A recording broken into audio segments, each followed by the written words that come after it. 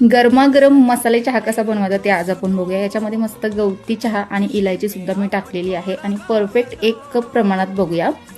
1 cup चहा हवा असेल तर अर्धा कप पाणी घ्यायचं आहे आणि त्याला गरम करून घ्यायचं आहे पहिले तर उकळून। आता फ्लेवरसाठी ज्या काही गोष्टी तुम्ही टाकणार असाल, इलायची झाली, अद्रक झाली, ते कुटून घ्यायचं आहे आणि याच्यामध्ये टाकायचं आहे। मी 2 वेलची आणि अद्रकचा एक छोटा तुकडा घेतला होता, ते याच्यामध्ये कुटून टाकलंय। आता पाण्याला उकळी आल्यानंतर याच्यामध्ये मी गवती चहा टाकणार। आता चहा बनवताना कोणती गोष्टी लक्ष ठेवायच्या, ज्या काही तुम्ही फ्लेवरसाठी गोष्टी टाकणार असाल तर पहिल्या टाकून घ्यायच्या पाणी उकळताना, म्हणजे त्याचा सर्व अर्क त्यात उतरून येतो। आता ते सर्व शिजल्यानंतर मी याच्यामध्ये 2 छोटे चमचे चहापत्ती टाकली होती। चहापत्ती शिजल्यानंतर मी इथं साखर टाकली आहे। आता साखर वितळल्यानंतर मी याच्यामध्ये अर्धा कप दूध टाकणार। अर्धा कप पाणी, अर्धा कप दूध दोन्ही मिळून आपल्याला 1 कप परफेक्ट प्रमाणात चहा तयार होतो। इथं आपला चहा रेडी झालेला आहे। व्हिडिओ आवडला असेल लाईक शेअर नक्कीच करा।